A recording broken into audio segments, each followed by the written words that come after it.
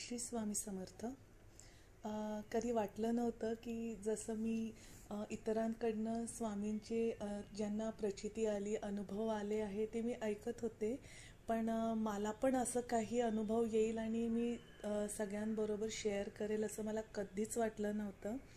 मी फार आधीपासनं स्वामी भक्ती करते असं नाही. मी आत्ताच स्वामी भक्तीत जुडल्या गेले आहे. पण एक खूप छान जो मला अनुभव आला आहे तो मी तुमच्या सगळ्यांना सांगते. आणि स्वामी म्हणतात ना, अशक्य ही शक्य करतील स्वामी. आणि भिवू नकोस, मी तुझ्या पाठीशी आहे. तर हा अनुभव, ह्याची प्रचिती मला आली आणि ते मी तुम्हाला माझा अनुभव मी तुमच्यासोबत शेअर करते. मी मार्च महिन्याच्या 20 तारखेला अक्कलकोटला जाऊन आले. आणि गेले तेव्हा फार मनात होतं की तिथे जाऊन सारामृत वाचेल आणि भरपूर काही असं स्वामींच्या दारात गेल्यावर करू म्हणून प्रत्येकाची इच्छा असते. पण मी पुण्याला असते, मला जायला फार वेळ लागला. तर माझ्याकडे एक तास होता.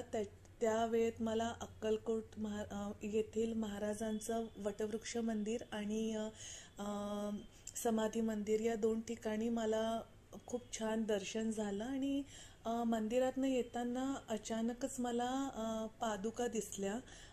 तर मी त्या छोट्याशा खूप सुंदर सुरेख पादुका घेतल्या स्वामींच्या.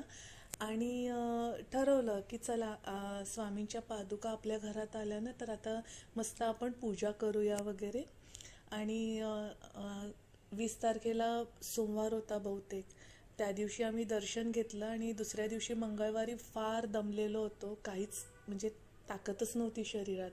तर आराम केला. आणि बुधवारी माझ्यासोबत एक इन्सिडेंट झाला.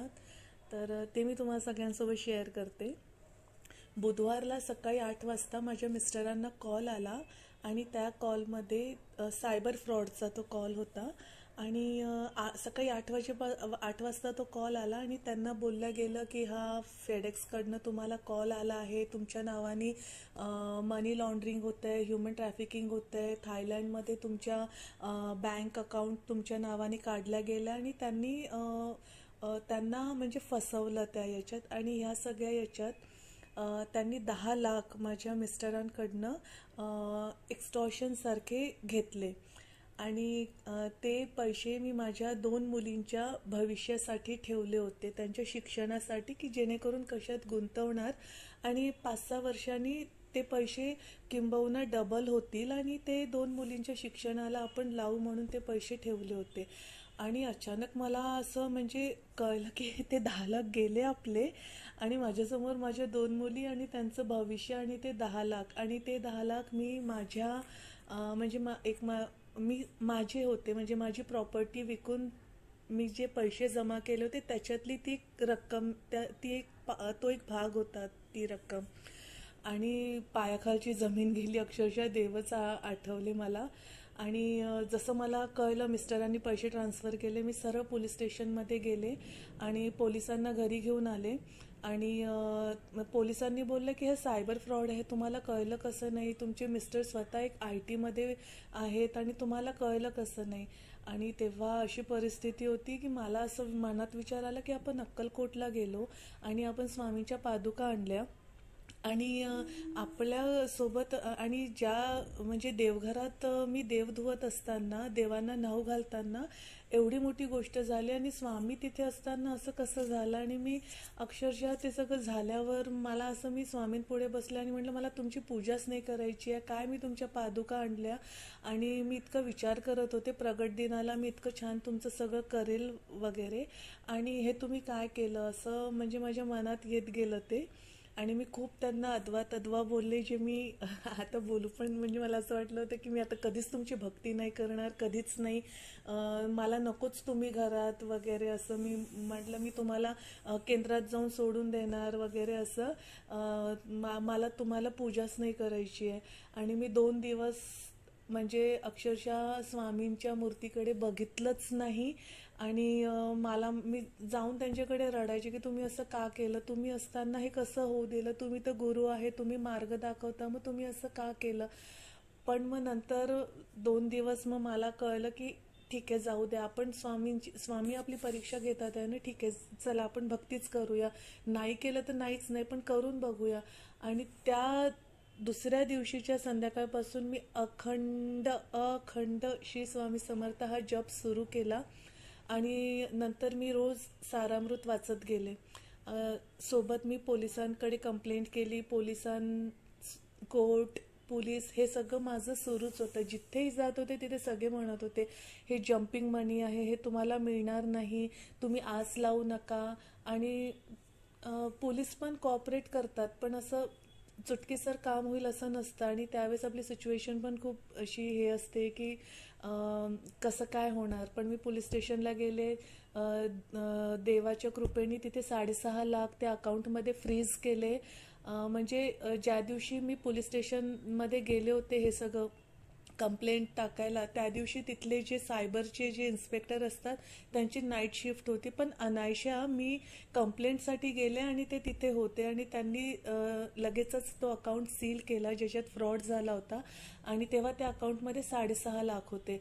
पण ते मला बोलले की तुम्ही याच्यावर जास्त आशा ठेवू नका, कारण की त्या दिवशी 1 कोटीचा फ्रॉड त्या माणसाने केला आणि तुमच्यासारखे बरेच लोक आहे.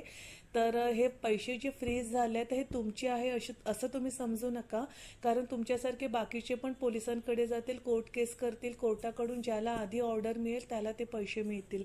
तर मी म्हटलं ठीक आहे, चालेल आहे, तर प्रोसेस तर आपण करूया, नाही केलं तर काहीच नाही, पण केलं तर एक आशेच्या भरोश्यावर आपल्याला काही तर मिळतील.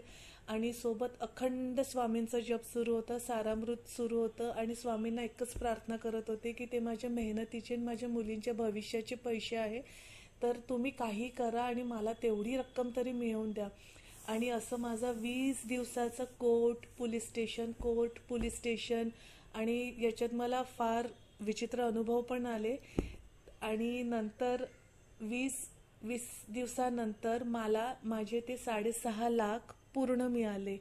आणि म्हणजे 6.5 लाख नाही, तर फ्रीज झाले होते. पण ज्या दिवशी कोर्टचा ऑर्डर मला मिळणार होता त्या दिवशी माझ्या असंच दिमागात आलं की आपण अक्कलकोटला गेलो तर आपल्याला स्वामींच्या मंदिरातनं गुलाबाची फुलं दिली होती तिथल्या गुरुजींनी. तर मी सारामृताची पोथी पोलीस स्टेशन आणि कोर्टात सोबत आपल्या सलवार सूटच्या ओढणीत कव्हर करून घेऊन जायचे. आणि मग ज्या दिवशी कोर्टाचा आदेश मिळणार होता त्या दिवशी मी काय केलं, ते फुलं जे होते मी म्हणजे दाराबाहेर गेले, परत घरात आले आणि ते गुलाबाचं फूल मी सारामृताचे असेच पानं वर केले आणि त्याच्यात ते गुलाबाचं फूल टाकलं. आणि जेव्हा मी कोर्टात गेले तर मला असं कळलं की त्या अकाउंटमध्ये 6.5 लाख नाही, 7,36,890 रुपये अशी अमाऊंट आहे. तर वकील पण बोलले की हा चमत्कारच आहे की 7 लाख कसे म्हणजे 7,36,000 कसे जमा झाले त्या अकाउंटला. आणि 20-22 दिवसानंतर कोर्टाकडनं आम्हाला आदेश मिळाला की ऑर्डर मिळाली कोर्टाची. आणि त्याच्यानंतर मला अशी वाट सापडत गेली आणि 20-22 दिवसात मला 7,36,890 ही रक्कम पूर्ण मिळाली. घरी आल्यानंतर मला इतकं रिलॅक्स वाटलं. मी स्वामींकडे घरात देवघरात जी स्वामींची मूर्ती आहे तिथे बघितलं आणि फक्त ती सारामृताची पोथी उघडली. कोणाला विश्वास नाही वाटणार, त्या पोथीच्या 7व्या अध्यायावर नकळत मी ते गुलाबाचं फूल ठेवलं होतं आणि कोर्टात 7,36,890 रुपये कशी काय झाली ती अमाऊंट मला माहिती नाही. हा स्वामींचाच चमत्कार आहे. आणि मला जे पुण्याचं शिवाजीनगरचं कोर्ट मिळालं होतं, वेळ अशी होती की ते जज होते, त्यांची ट्रान्सफर होणार होती. आणि ते बोलले की म्हणजे असं होतं की 3 महिन्यापर्यंत, म्हणजे 3-4 महिने, अशी केस असली की 3-4 महिने लागतात आणि तुम्हाला 1% होप असते, 99% तुम्हाला मिळणारच नाही असं असतं. पण स्वामींच्या कृपेने मला ती अमाऊंट मिळाली. आणि या सगळ्या जर्नीमध्ये मला इतके छान छान स्वामींचे अनुभव आले. तर हा एक खूप छान गोड अनुभव होता जे मी तुमच्यासोबत शेअर करायला मला वाटलं. मला खूप सुंदर, सुरेख आणि खूप छान अशी प्रचिती दिली. त्याच्यासाठी मी स्वामींना खरंच मनापासून धन्यवाद करते. आणि शेवटी श्री स्वामी समर्थ. जय जय स्वामी समर्थ.